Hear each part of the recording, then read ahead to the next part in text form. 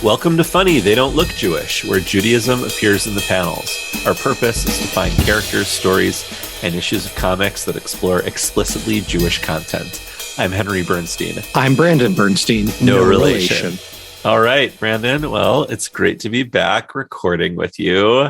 Yeah, I'm really sad that we're at a point now where it keeps being like a long gap in between. Well, it's funny because we're definitely nearing, as we were talking to Jerry Ordway, I remember saying to him that as we got to Atom Smasher, we were sort of, when he asked how many Jewish characters are there? And we're like, not many. We're kind of near the end of the list. So it's sort of interesting that today we're not covering a new Jewish character that we haven't talked about before. Who are we covering today? We actually made the decision that we're going to go back. We're going to go all the way back to the beginning, Henry. And I don't mean Breshit. I don't mean your birth or my birth. I mean the beginning of this podcast, all the way back to February 2019, and the first character we ever covered, The Thing. And we're going to kind of do rounds of catch up because the reality is, as I just said, we started this podcast in 2019 and a funny thing happened, Henry. Do you know what that was? Tell me. Comic books kept coming out in between 2019 and now. Oh, that's what happened. So there's actually new comic books with new instances of Jewish content for characters we've already covered. And this is going to give us an opportunity to incorporate that in. And as you know, I get lost in research rabbit holes a lot. And while we were looking, I found old comics we missed with Jewish content. So the plan is to do this in probably at least 2, maybe 3 parts. We're going to start today with a few characters, and we're just going to go through one by one, catching up on all of them and what they've been up to Jewishly since we saw them last.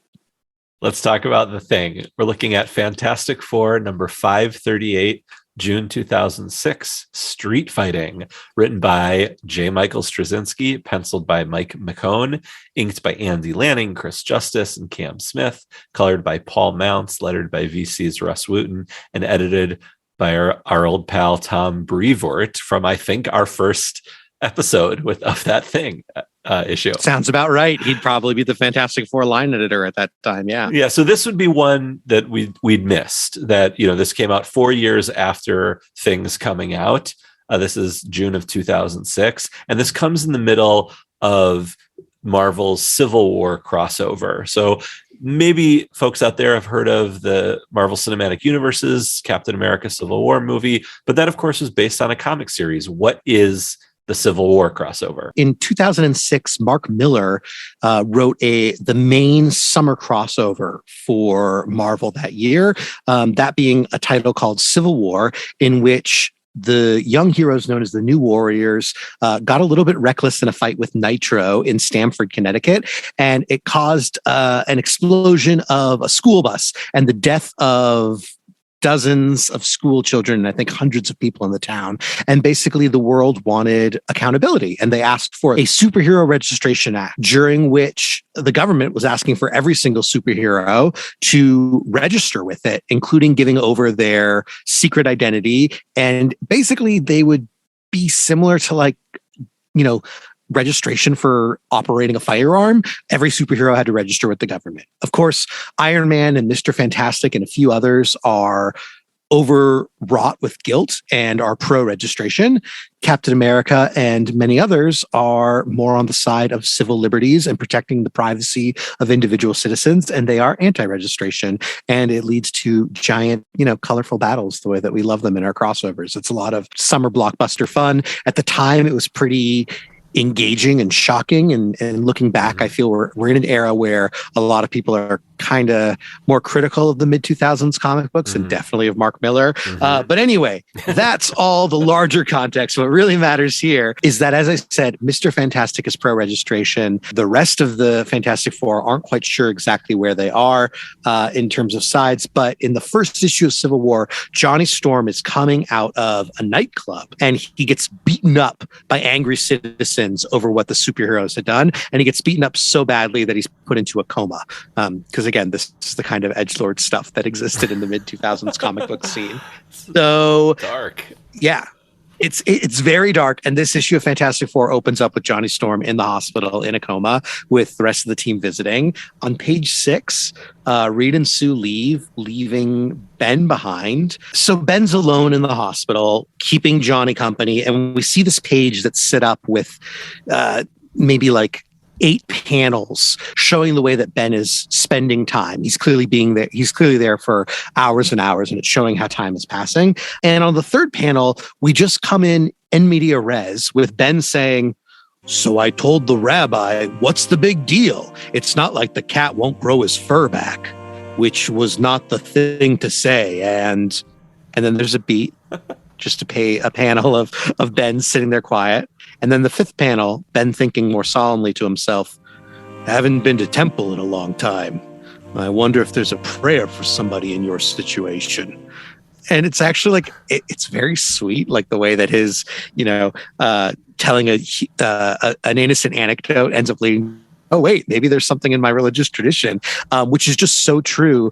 So many people, the expression, of course, that there's no atheist in a foxhole. There's, or people who are on a plane ride who don't believe in God. And yet when there's turbulence and it gets really bad, people are like, "Oh, God, please, please." So Ben also is kind of this person who in this moment, seeing Johnny like this, is suddenly jumping to and saying like, "Oh, wait, maybe there's something in religion." And I find in hospitals, a lot of times, even people that normally wouldn't are maybe like turning to, I don't remember. We've talked about this, I'm sure, Henry. Like I did a chaplaincy internship one summer. And so I spent a lot of time on hospital floors talking to families and patients. And some of them were turning for prayers of healing. Some were not. But anyway, poor Ben, I wonder if there's a prayer for someone.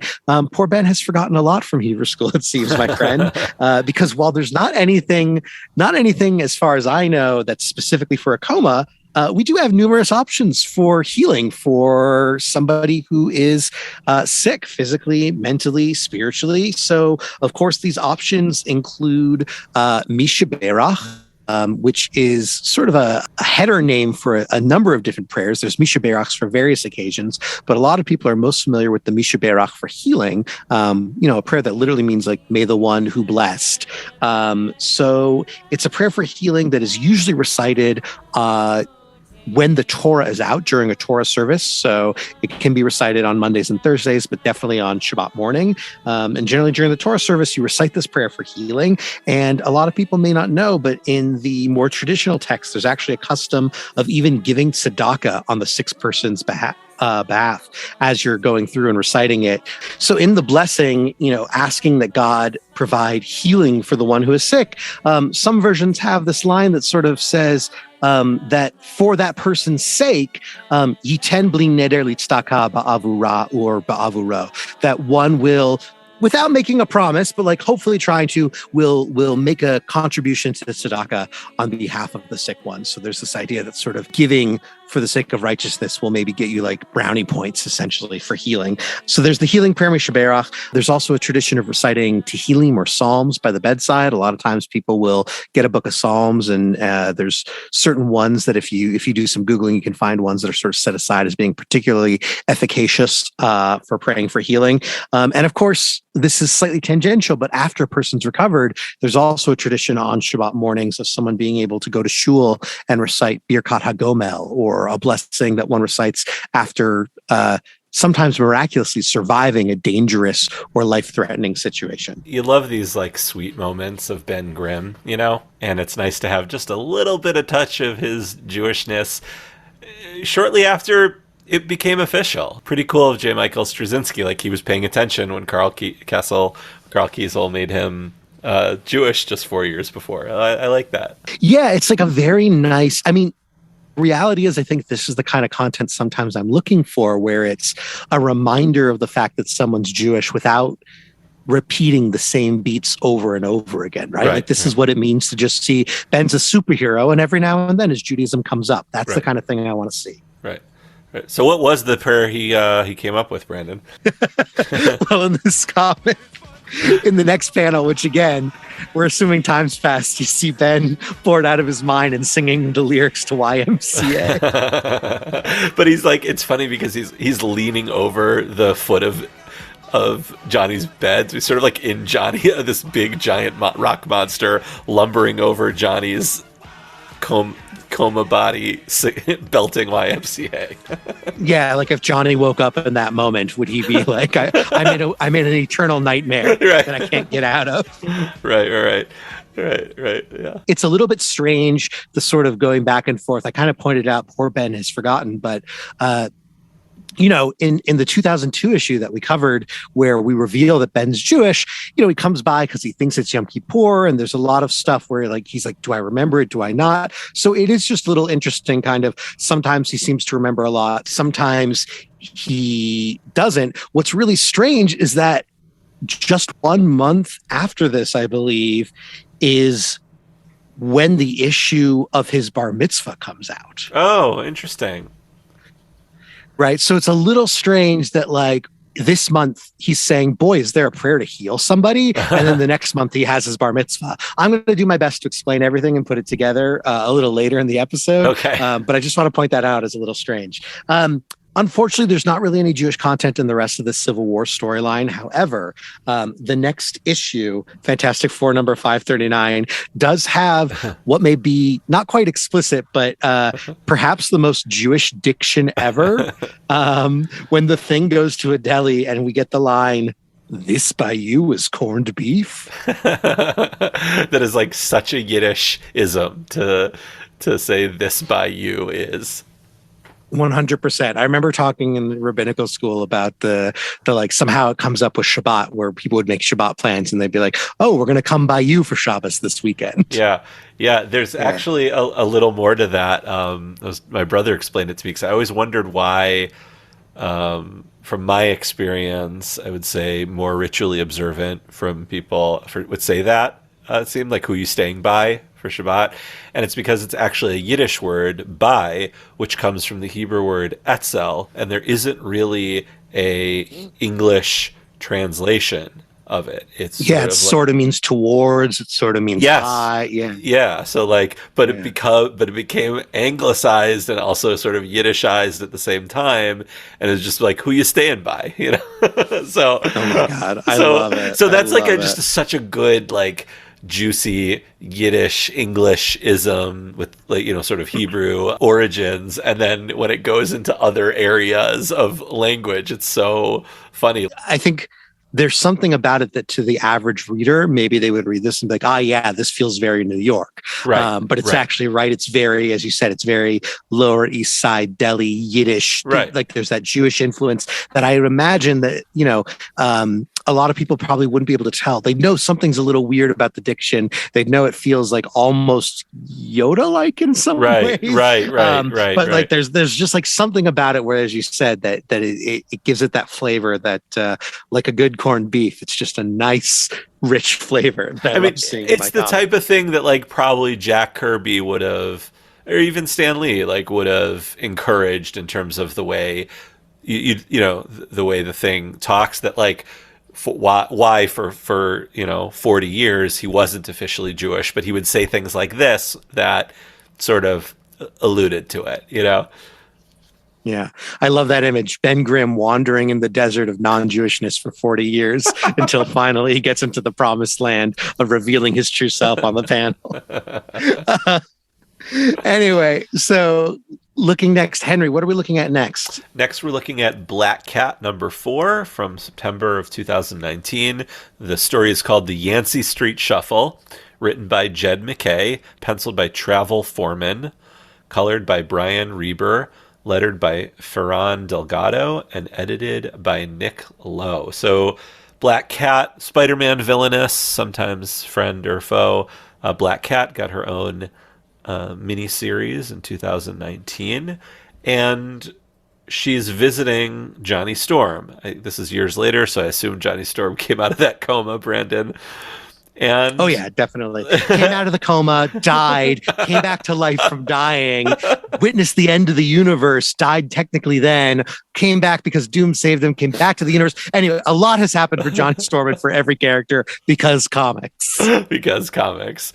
Well, anyway, Felicia Hardy, who is Black Cat's alter ego, is visiting Johnny Storm at his place, and she's just looking at his pictures on the wall, and one of the pictures is a picture of Ben Grimm, the Thing, stomping on glass, wearing a kippah and a tallis at his wedding, which we covered. That was an issue. That was from our second episode. Yeah, it's like this is the first issue where it came up after we started the podcast, and then this issue came out. There's nothing new that we've added in here, but it's really nice to see that forever. Like, I don't think I ever thought about that not only did that issue of the Thing's wedding give us this beautiful iconography and this beautiful image representing Jewish life by having him in the kippah and tallis, but literally any future story that flashes back to or looks at or references that wedding will have the image of him wearing the kippah and the tallis. Like, how cool is that? That is just like, that is the image of his wedding. It is forever a Jewish wedding. Yeah.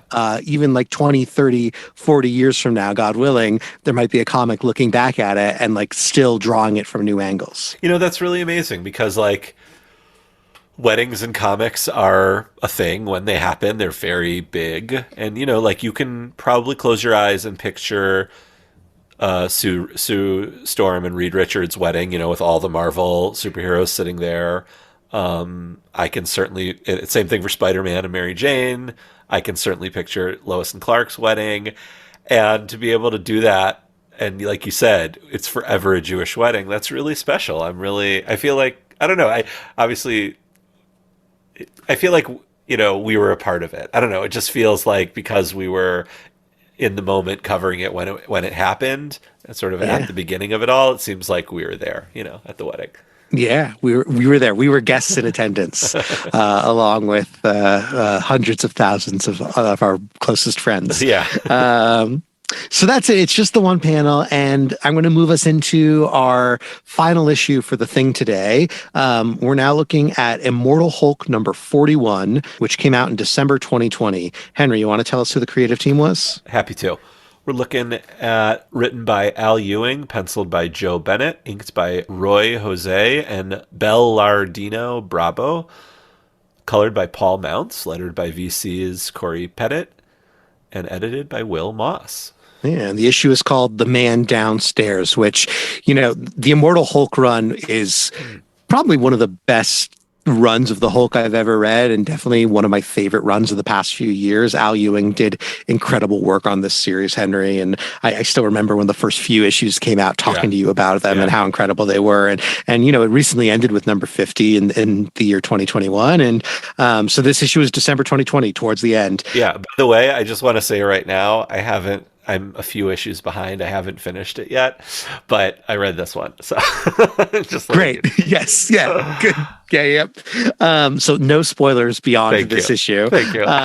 So this issue is called The Man Downstairs, which it's one of the major themes that Al Ewing is playing with in this run. It's a lot about some force that's kind of called the one below all, right? And there's throughout the comic, you know, maybe in another episode of the podcast, one day we might come back and look at the way that comic books use Kabbalah and different elements of Jewish mysticism, because the different sefirot, the different Kabbalistic emanations of God, get referenced throughout the Immortal Hulk run in a few different times. But and when you start to talk about the one below all, it reminds me in Kabbalistic Judaism of Sitra Acha, or the other side of the sefirot, the sort of like an evil side. But that's not quite what we're looking at. That's just context that's flavoring things. This issue actually opens up with a fight between the Fantastic Four and the Hulk at Coney Island, specifically between Hulk and Ben, the Thing. Now the Hulk is in his Joe Fixit persona, which was basically when the Hulk was gray and was a bodyguard for the mob in Vegas. He was a real sort of like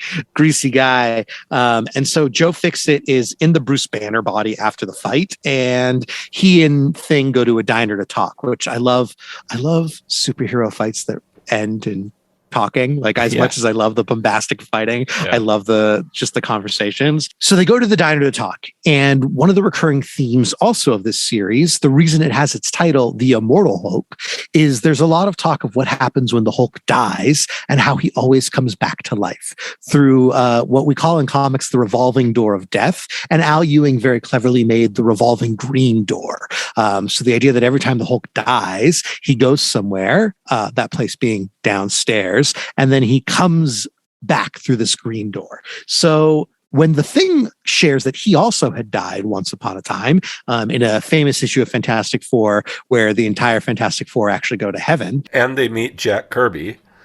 Right. God is Jack Kirby, basically. Yeah. Which is pretty amazing. So the rest of the Marvel universe, they don't know where they went. So Joe Fixit asked Ben after he died whether he went, quote unquote, upstairs or quote unquote downstairs.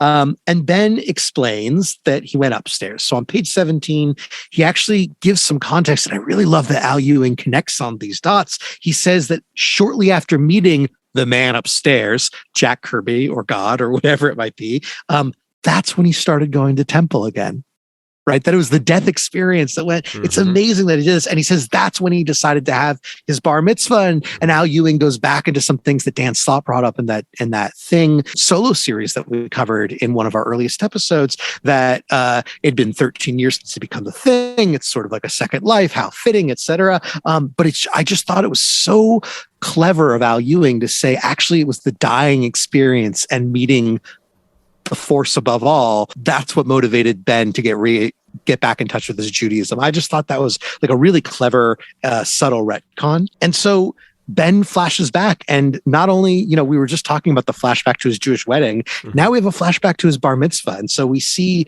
in Joe Bennett's gorgeous pen, in his beautiful inks and lines, we see this gorgeous middle panel of Ben at his bar mitzvah reading from a scroll. Unfortunately, Al Ewing keeps Dan Slott's error that the Torah portion he would read would come from the book of Job. But he goes a little deeper. And so Ben summarizes the frame story of Job to Hulk. So I'm going to go ahead and just read what Ben says. Satan, the accuser, takes everything from Job. His home, his family, even his body ain't his no more. All with God's permission to test Job's faith. Of course, it's Satan who asks for the test. Job's buddies figure he deserves it, that bad things don't happen to good guys. In the face of that, Job demands answers. He wants to know why he was hurt, to speak to the man upstairs. So eventually, the Almighty comes to him. Job don't get no answers, just a glimpse of how much he doesn't know, of how vast God is.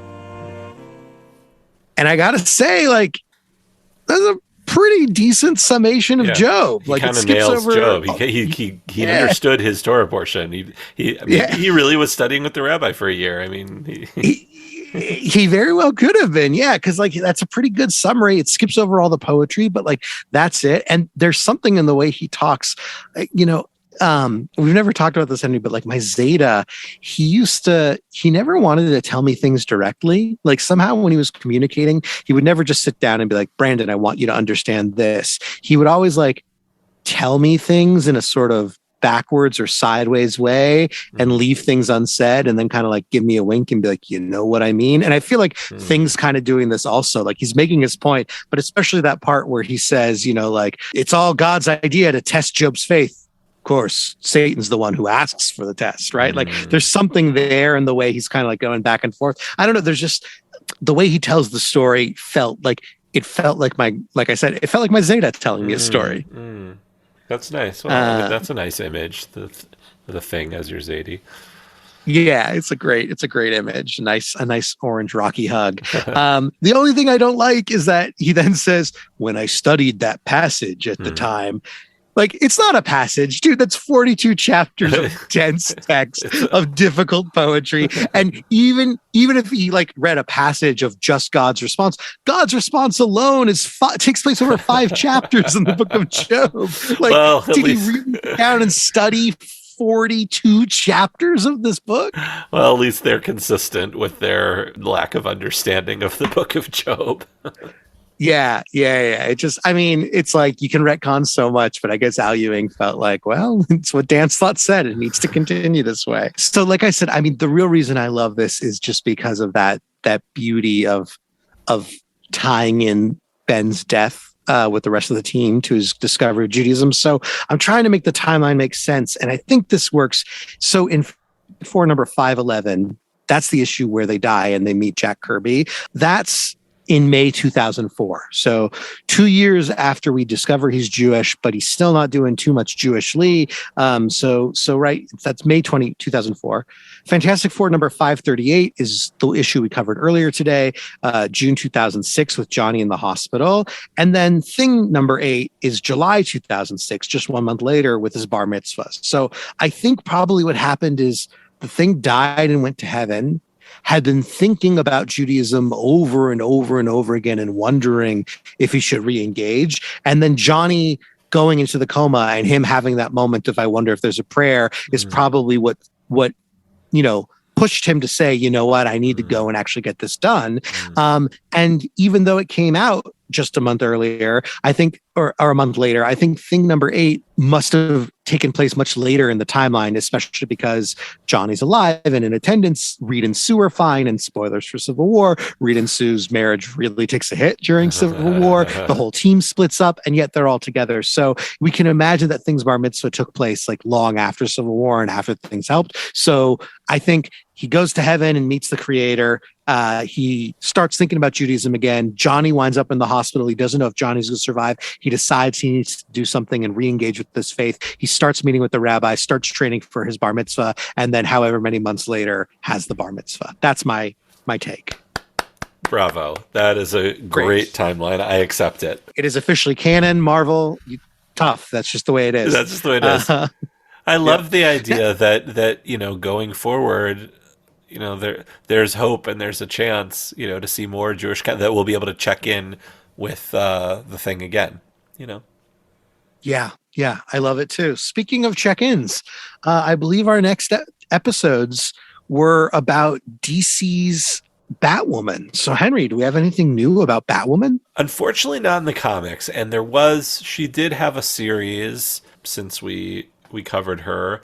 And she's made appearances here and there in Batman comics, but nothing really. However, her TV show, the first season, had several flashbacks, or even just references to her as an adult. Like there was the day of her bat mitzvah, there was a Jewish funeral. There has been some Jewish stuff on the TV show. We've posted about them on our social media. So if you want to see a little short video clip or audio clip, check out our Twitter or our Facebook, go back in the timeline. Just search Batwoman on our Facebook page and you'll be able to find stuff I've posted. So that's really it. So next we have, I know we say this a lot, but arguably I would say like historically our favorite Jewish character because she's officially the first, and that is young Kitty Pryde. So if you remember, Kitty Pryde's first appearance, she's wearing a Star of David, and if you remember, we talked to Chris Claremont about it. John Byrne had written about it, but we're checking in with her much later. Brandon, anything you want to say about that before I give the issues? Everything that we're covering for Kitty Pryde came out in 2019 or 2020. So we are looking at all stuff that happened for the most part after we were recorded or like as we were recording her episodes. Awesome. So we're going to be looking at a bunch of issues from the same series called Age of X-Man, Apocalypse, and the Extracts, numbers 1, 2, 4, and 5. And they're all between March and July of 2019. So you heard me, Brandon, struggling a little bit to get that mouthful out. I'm going to say the creative team, and then maybe you could tell us what this title is. This was written by Tim Seeley, penciled by Salva Espin, colored by Israel Silva, lettered by VC's Travis Lankham, and edited by Jordan D. White. So what is Age of X-Man, Apocalypse, and the Extracts? Yeah, because it sounds like, I don't even know, like maybe it's some sort of like new superfruit that you might see advertised for you while waiting for a YouTube video. It sounds like a parody of the X-Men. Yeah. So, all right, I'm going to do this as quick as I can, but let's just go back really quick. In 1995, one of the most famous X-Men crossovers of all time happened, and that was a storyline called The Age of Apocalypse. Some people mistakenly think the X-Men Apocalypse movie was called Age of Apocalypse, but no, comic storyline. It's amazing. Basically, a parallel universe where Professor X was killed before he ever made the X-Men, and so Apocalypse rises to power early. There's weird, twisted takes on all your favorite characters. It's amazing. It's this large, epic storyline, and is arguably the height of the X-Men in the mid 90s.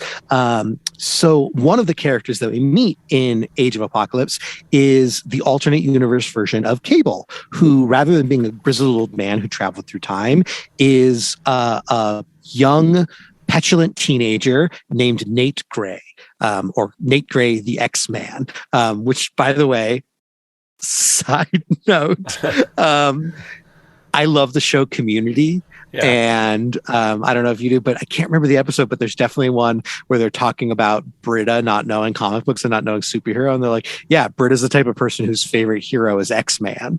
Right. And like, if you ask her favorite superhero, they say it's X-Man. And they meant it as a joke of like, she doesn't understand that there's a team called X-Men. She thinks there's one, but there is a character named X-Man. So some people have this read that like, maybe they're just like making a dig on X-Men and saying, I mean, it is a pretty obnoxious name to name yourself as your code name. Totally. Like after 30 years of a comic called X-Men to be like, and this is the X-Man.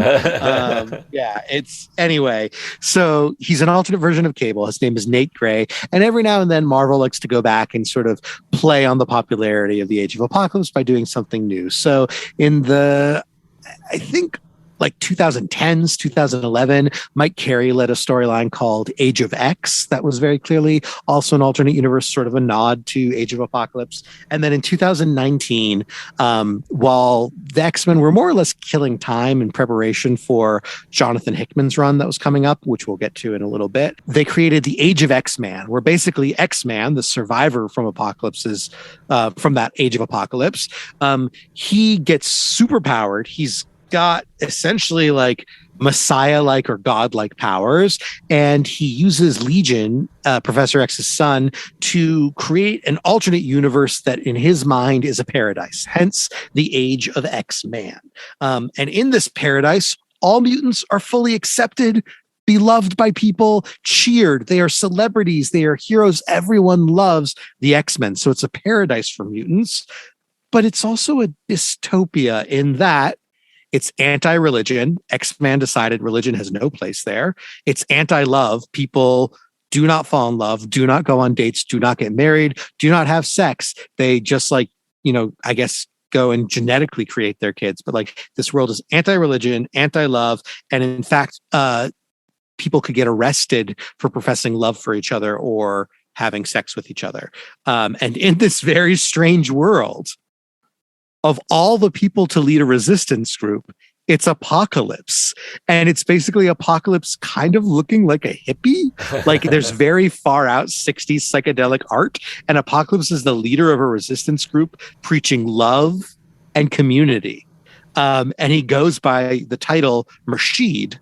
All the characters refer to him as Murshid, which is actually the Arabic term for teacher, which I don't know if that would be like the Arabic equivalent of rabbi, because Rav or rabbi also means teacher. Yeah. But it's really cool that Apocalypse is like has this quasi-religious teacher title to him as he's leading a revolution of peace and love against the like anti-love, anti-religion dystopia. But when I hear anti-religion and peace going together, I don't know about you, Henry, I can't help but think about the John Lennon song Imagine, because of that lyric of like, imagine there's no religions. And like, I've known so many people in my life who point to it. It was like, yeah, religion's nothing but war, or like religion just leads to conflict. And if there wasn't religion, things would be so much. And as someone who's like engaged in my Judaism, I'm always like, excuse me, I would like to point out the community and the support and should we talk about Imagine, Henry? Oh, yeah, absolutely. I mean, I would love to go on public record on why this is a dumb song. And I love John Lennon. I love the Beatles. I love John Lennon's solo stuff. I've always been uncomfortable and sort of disturbed by how vapid and simplistic Imagine is, with sort of the guise of being very deep and serious. My brother and I have talked a lot about it.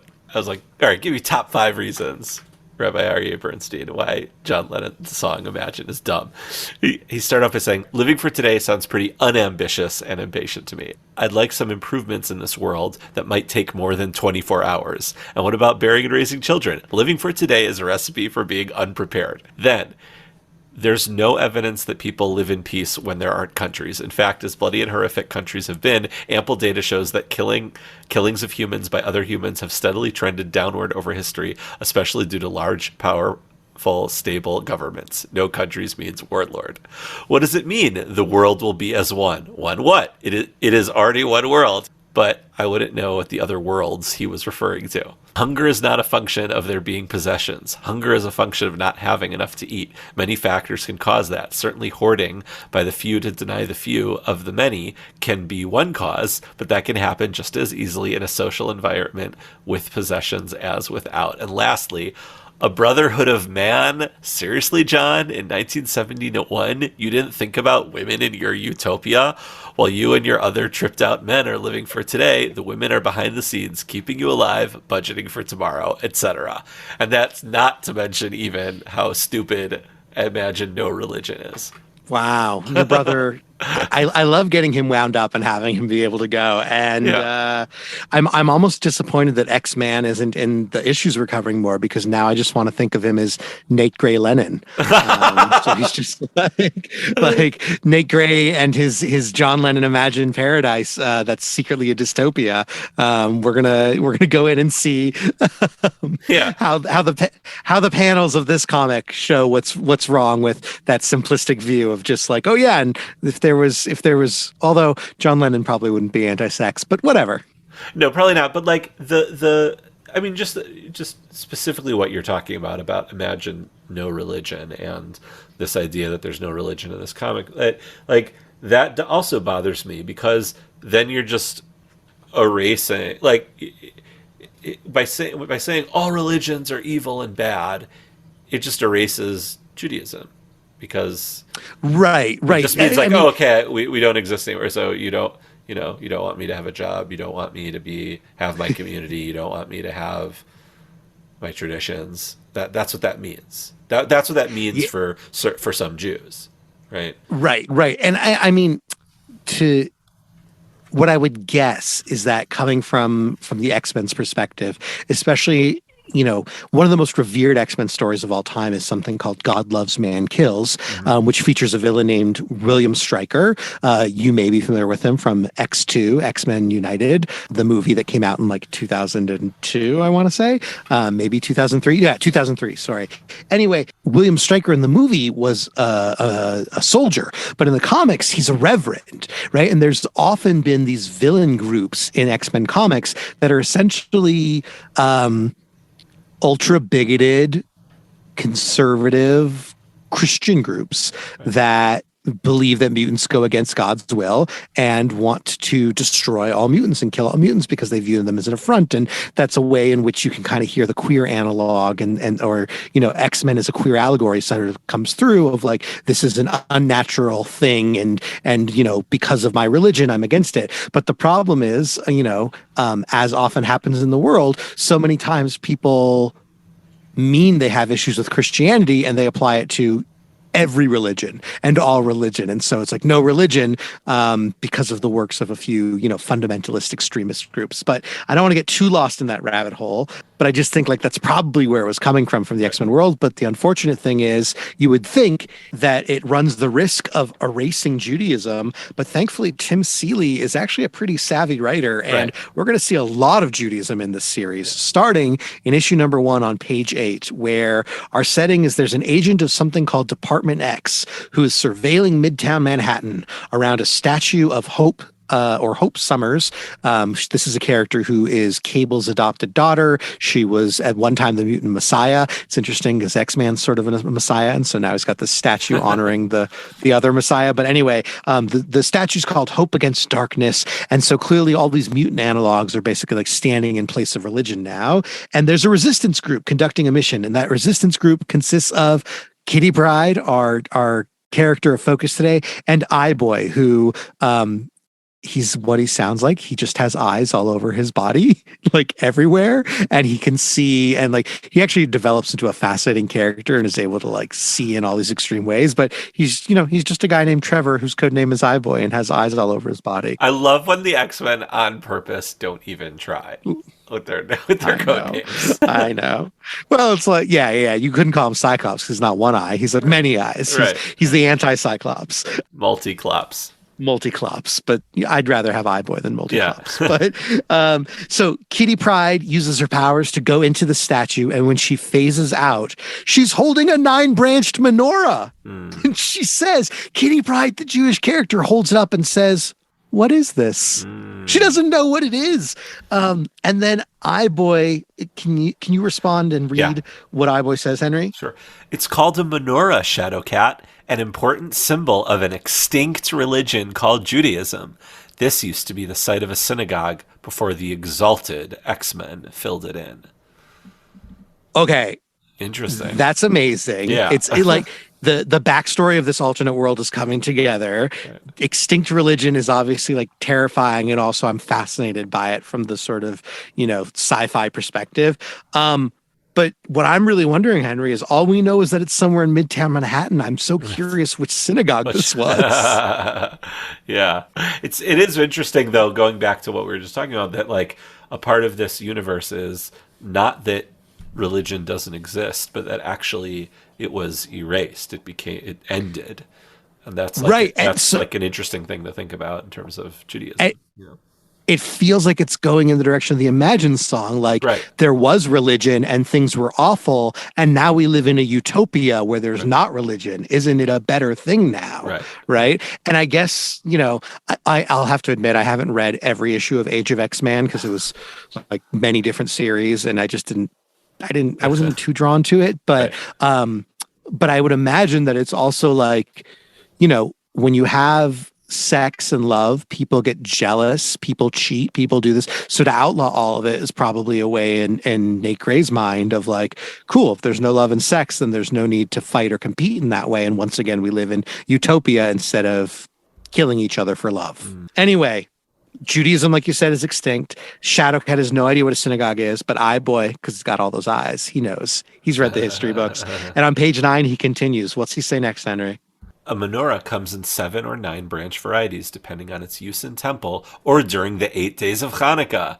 Okay, on the one hand, I'm like, the way he's saying it is so like, let me read you a Wikipedia entry. But on the other hand, like, I can't, how many times have we complained because it's a 7-branched menorah when it should have been a 9-branched or a 9-branched? And he knows. He's explaining the difference. I gotta say, I really appreciate them getting right just the numbers of branches on this Chanukia. Like, I really appreciate that, just because we've seen it done badly so many times. Again and again and again. Yeah. Right. It's amazing. So we get it right. This is honestly, I can imagine someone who's not Jewish reading this comic and then being like, oh, I had no idea there was a 7 and a 9 branch one. Right. Like, this is actually educating people about the menorah, which is amazing. And then Shadowcat suddenly has a flashback and a memory that shouldn't be coming through, that she has a memory of being with her mom lighting a menorah when she's a little girl. In Deerfield, Illinois. Not too far from you right now. And Catherine, Kitty Pryde's mom is saying, and that's the last one. Happy Hanukkah, Catherine. So sweet. It's so sweet. Is she blowing them out in this?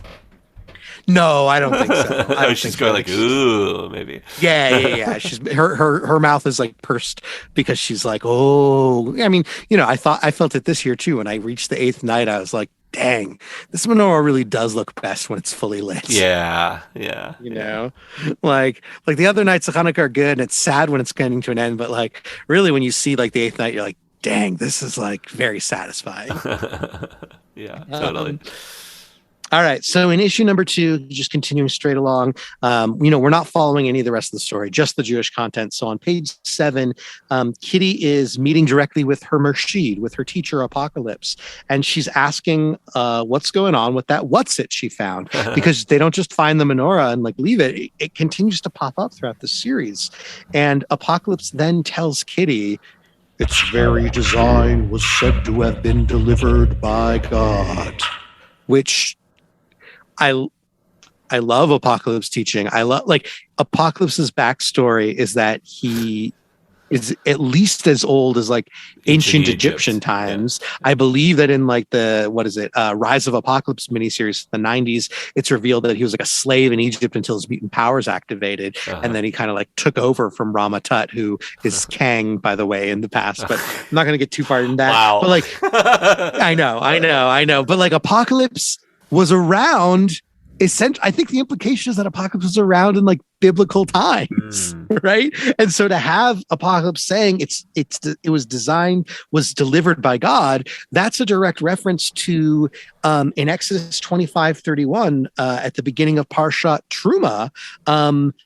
God gives instructions to Moses, and it says, the Asita Menorat Zahav. You shall make a menorah out of gold. So, if you look in towards the end of Exodus, God actually explicitly explains to Moses what the menorah is and how to make it. And so the menorah not only becomes a symbol for the temple and a symbol for ancient Judaism and a symbol for the Israelite people, but yeah, according to the Torah, it comes directly from God. And so Apocalypse is letting us know, like, this is a special design because it was delivered by God, which is like just a cool, I don't know. It's like, again, I don't know if our author here, went in and went back to the Hebrew Bible or to his Old Testament and studied Exodus to like get that. But like, it's pretty cool that it is that is acknowledged, especially given the themes of this issue. On page 8, Kitty is wondering, well, why would the X-Men bury it and hide it under a statue? And Apocalypse responds, faith provides belief in something beyond oneself. Faith is community, and God is a fire to gather around. At which point the menorah spontaneously lights. That's awesome. That's so awesome. Great sound effect too. Whoosh. Love a good whoosh in my comics. Yeah. I just like, I am positive that this is like coincidence and not intentional, but it's so cool that, right, like there's like this mysterious light that comes up on the menorah that Apocalypse is arguing that, right, like that God is the fire to gather around to build community.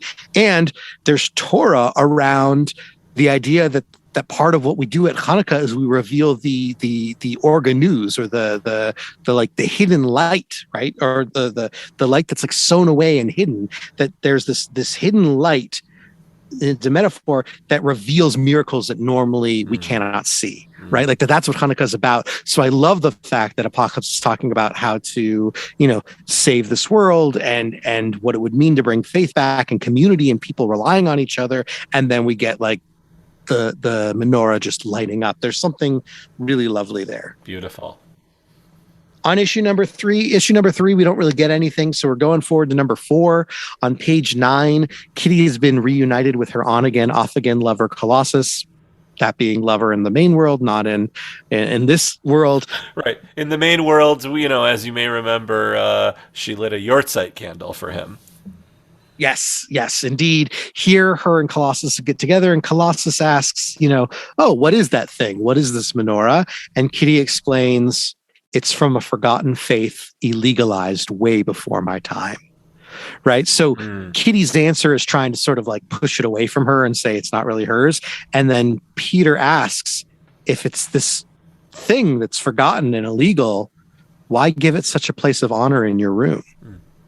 right? Like he basically asks her, like, it clearly just based on where you have it positioned, it means something, which, I'm just realizing now is kind of like how people have their like Judaica cabinets, and they have these like Judaica items on display to honor them and to sort of say like, this is important to me, so I have it here. And so Kitty doesn't remember, or she barely remembers what this thing is, but something about her is drawn to it. And I love that the menorah becomes this image that comes into play over and over again in this comic. But I really love that like Kitty, even though she doesn't remember being Jewish, is drawn to it. Yeah, it's like it's awesome. fire. The fire's and the light is inside of her. Yes. It's cool. Like, we see this all the time in comics and comic book movies. Like the person who is like their mind is being controlled by a villain, and like the way they always get through is like the hero is like, come on, you've got to fight for it. Remember who you are, and then they wake up and then defeat the villain, right? Happens all the time. It's actually totally overplayed trope. But it's really sweet that like the thing for Kitty is like this little in the back of her mind is Judaism. I love that. Yeah. Explicitly symbolized by the menorah, which is like kind of hitting you over the head with it, but it's a very recognizable thing, and she has a memory, so it's nice. It's really nice. And it brings us to the last issue of this miniseries, Age of X-Man, Apocalypse and the Extracts number 5 from July 2019. There's a lot of complications and twists and turns that I don't fully want to get into, of like, now suddenly Apocalypse is a bad guy and the team doesn't know if they could trust him, but actually no, X-Man is the main bad guy. But throughout the comic, on page 4 and 5, the menorah is just there. We see it in the background. We see it's there. On page 15, the table has gotten knocked over, so the menorah has fallen to the ground. And then on page 18, as the Extracts, this team is fighting against their teacher, Apocalypse, Kitty takes the menorah and phases the entire menorah through Apocalypse like it is a 9-pointed dagger. Right? There's this incredible silhouetted panel of a bright glowing menorah in the middle of Apocalypse's chest, and Apocalypse is all in darkness. And the contrast of the colors and the imagery, like, it's kind of shocking to see the menorah used as a weapon of violence. Yeah. But it's also kind of awesome. Yeah, it's super awesome. It's great. And she's yelling, "No more damn lies!" Right. Because what does the light of the menorah or the light of Torah do? Right, it reveals what's hidden. Yeah. It burns away. It reveals the truth. Yeah. It's terrific. It's a great visual. Yeah, it's such a cool visual. And of course, Kitty's power to phase means that she's, making it go through him and then become solid. But Apocalypse is, thankfully a hardy boy. He's not going to get killed by this. But he is, like, while he's down and weakened, he muses, the menorah, fallen from the heavens, designed by God.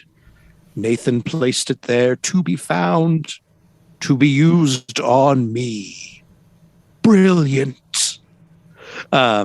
Which, it's almost like Benicio del Toro. What does he do in Guardians? Right? He's like, magnificent, magnificent. But Apocalypse going, brilliant. So the idea is that X-Man actually planted the menorah, always intending to bring the Extracts apart through it. But it's just kind of neat that Apocalypse is like, oh, this like design from God that came to Earth is actually the thing that like revealed me as a fraud, I suppose, right? Like I'm not revealed, who I'm not. And then, Apocalypse basically explains why, even though he was not as honest as he could have been, and he's maybe lost their trust, like they do still need to work together to stop the X-Man. They need to stop Nate Gray.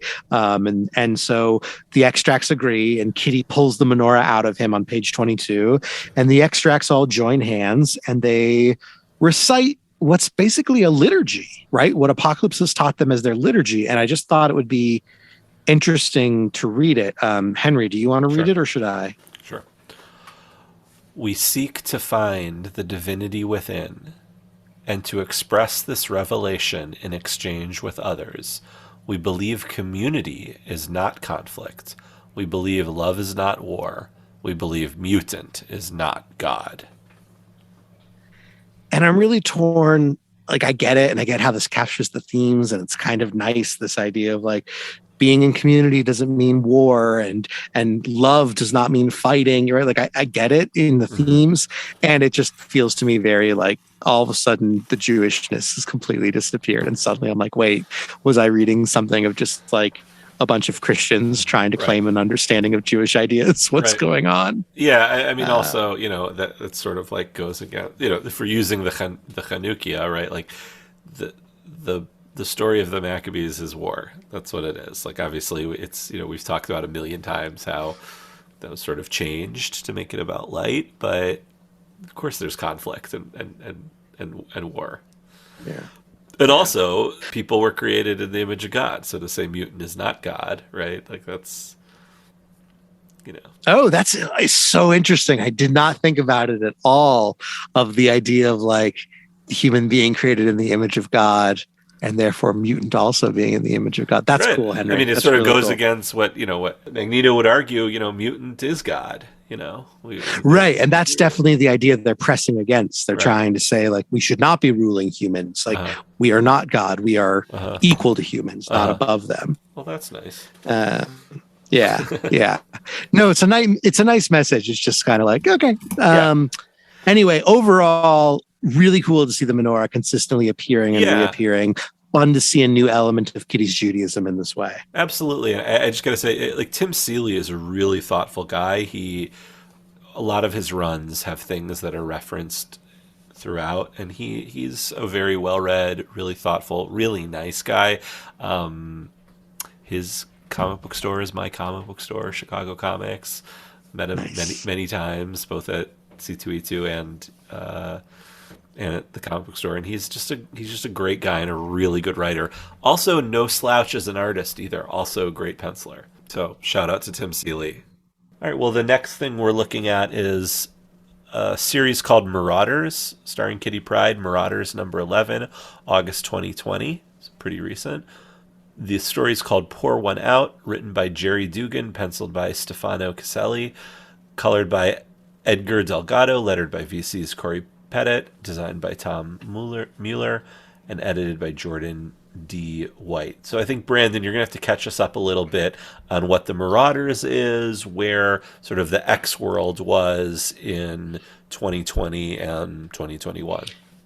Yeah. So, you know, in the summer of 2019, it will go down as perhaps my favorite summer ever collecting comic books, because Jonathan Hickman returned to the X-Men, or returned to Marvel to write X-Men, and just brought in an amazing change in status quo and new things. And I'm going to try not to get too lost into things, but he just brought in, you know, his run just ended literally this week. Yesterday, the last issue of his run ended, but the status quo is continuing. Jonathan Hickman brought in this new status quo where not just the X-Men, but literally all mutants are living on an island called Krakoa. Krakoa used to be a villain, but now it's like living in peace with the X-Men. Again, I don't want to get too lost into details, but feel free to, you know, tag me on Twitter if you have any questions. But all mutants, good and bad, are creating a new mutant society living on the island of Krakoa. They're able to travel through these gates that only mutants can travel through, where you plant a seed somewhere on the earth and a gate grows. And so they can get from Krakoa to literally any city in the world. And they've also discovered the secret to immortality by being able to grow human bodies through the combined powers of 5 mutants called the Five, and then implant someone's consciousness back into it. So all the mutants are functionally immortal. They are weird and distant and amazing.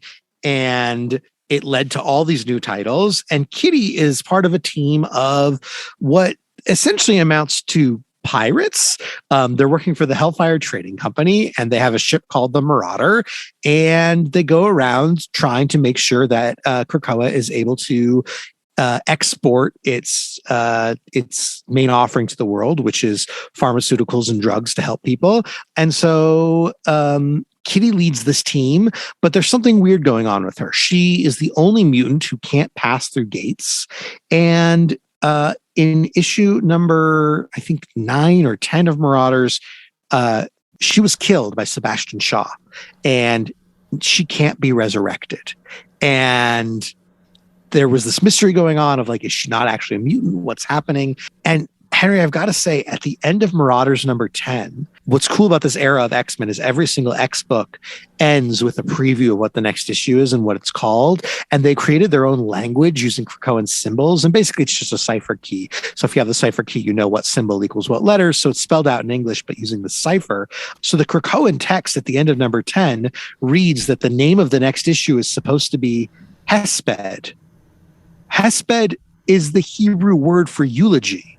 Right? Like they said the next issue is called Eulogy, but in a Hebrew Jewish word. I was primed for Marauders number 11 to be the most Jewish issue I'd encountered because they went and called it the Hebrew word for eulogy. Right. We thought we were going to get a really good Jewish funeral, much like we got in that Batwoman issue. That's what we thought was going to happen.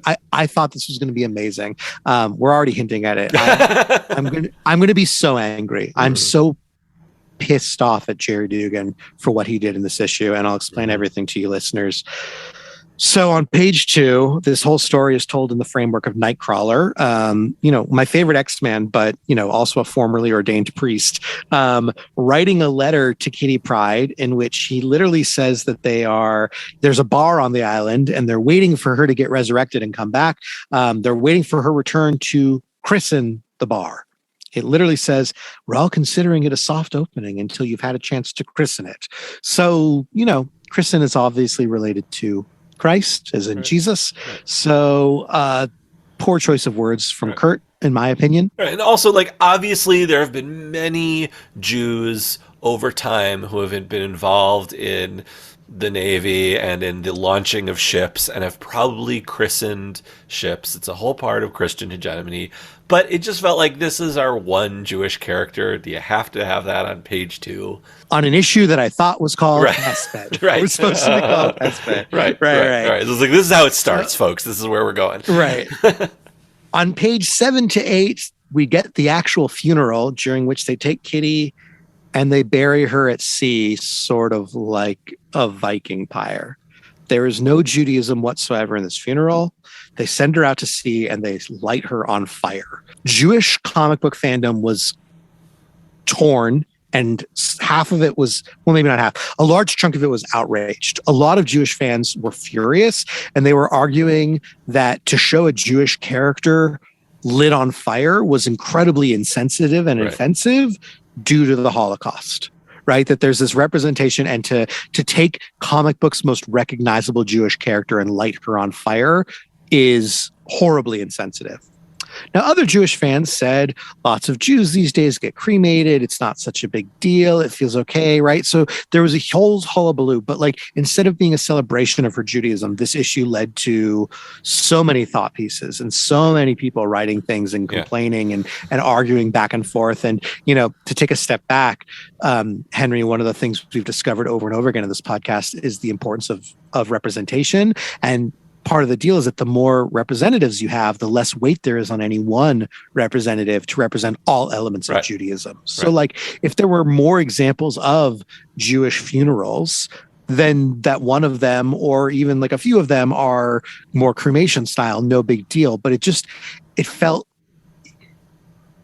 I've seen very few Jewish burials in some ways, thank God, in comic books. So it felt weird and off-putting to suddenly have this. Yeah, and I'm sorry, there's no way that Jerry Dugan thought about the nuance of, some Jews cremate, so... I'm sorry, I just don't believe that he thought about any of that, and that this was just insensitive, slap in the face. Yeah. Because he wasn't thinking. I don't think he was thinking about it, and that's what offends me. Right. It was very strange because he seemed to also feel like there was so many, what he thought were nods and winks to Jewish readers, such as on page 22, by the end, they do finally realize that how to bring Kitty back. It's basically the idea that because she phases, whenever people are resurrected, they burst out of these eggs, but Kitty doesn't burst, she phases. So they need to phase her through the egg. And anyway, she comes back and they're talking about it, and Tempest Tempest, who's a mutant, who's part of the Five, whose powers to sort of speed up or slow down the flow of time. She remarks it only took them 18 tries. And Nightcrawler, Kurt, zeroes in on this and is like, what number did you say? And Jerry Dugan and fans are trying to claim that, like, yeah, it's a reference to 18 being high. And like, oh, isn't that such a cool Jewish thing that it took 18 tries for her to be reborn and to have life? 18 is high. Oh my gosh. But like, there's no explanation in the comic. Yeah. It doesn't get written out. It feels like so little in the face of everything else that happened in that issue. Like, Kurt could have just said that. Like, as you know, dear friends, 18 means hot. You know, like, there's no...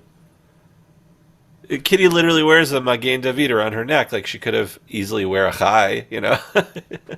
It's just it was lame. It's just like, don't wink and nod at us. Just do the thing. Just do it. Actually say it. Yeah. You don't have to throw us a bone after insulting us. Right. So when Marauders number 11 came out, there was, as I said, an entire hullabaloo on the internet of a lot of people being upset and a lot of pieces written. And I remember Jerry Dugan essentially sort of saying, like, the story's not over, just wait, you'll be happy, it'll be okay. Like, basically, like, read number 12 and see what happens. So Marauders number 12, the new phase, came out in September 2020, and I believe has the exact same creative team. It has other than no, almost. Yeah, it's penciled by Matteo Loli. Right. But otherwise, the rest of the team is the same. And one of the most prominent things is that there is the cover is a really wonderful image of Kitty Pryde with incredibly curly hair and holding up, I believe, her knuckle tattoos. The creators made a really big deal about this. Like, and I remember some fans saying, like, oh, Kitty's curly hair is back. And there's a big deal about this, that, like, Kitty's no longer, like, hiding her Judaism via her hair, as though, like, obviously I know that a lot of Ashkenazi Jewish girls have very curly hair. And, I've talked to many Jewish women who've talked about their experience of straightening it because they felt like their curly hair was weird and they wanted to just have straight hair like other people around them. But in a world where, like, a lot of the Jewish conversations are around, how do we be more inclusive of Jews of color? How do we recognize that there's Sephardi Judaism and Mizrahi Judaism and Ethiopian Jews and Ugandan Jews and Yemenite Jews and Moroccan Jews and, like, Jews all over, to, like, say, hey, here's your Jewish content in the form of Kitty returning to this, like, stereotypical Ashkenazi image. It just, like, again, it felt lacking. And maybe this whole situation has me just sort of so bitter that, like, even the nice things, I can't take them as nice, right? Like, it might be too bitter to swallow, but, like, it just, again, it feels like very shallow, surface level stuff that I'm like, you want me to be happy with this? No, I'm not happy at all with this. Yeah, I think it's very generous to say that it's shallow. It's actually quite offensive, and because it implies that she looks Jewish. And anyone who's ever had someone say to them, oh, you look Jewish, and I have recently, the next question is, what does that mean exactly? What are you trying to say? So, oh, because I have curly hair? Oh, because I have a big nose, a beard. Like, what is it about my appearance that makes me, quote unquote, look Jewish? Like, do you look Christian? Right. And right. So to use that as the defense for the previously offensive things towards Jews in the previous issue, that's even worse, actually. And yeah, Kitty looks great here. It's an awesome look for Kitty. But, and with her, Magen David is drawn pretty nice and big, but don't make her curly hair the big deal, because that's irrelevant to me. Like, my wife has curly hair. Yeah. Before I went bald, I had very curly hair. That, I would say, is like one of the last things that makes me Jewish. Or, my wife has a short haircut. You wouldn't even know that she has curly brunette hair, Right. And then on top of that, everything you said about what Jews look like, there are so many different types of Jews in the world that to assume that that Ashkenazi Jews are the way quote unquote Jews look. I mean, that kind of gets into some Nazi propaganda stuff, and it goes down like a bad rabbit hole. Now, listeners, I can already hear you yelling at us. I know.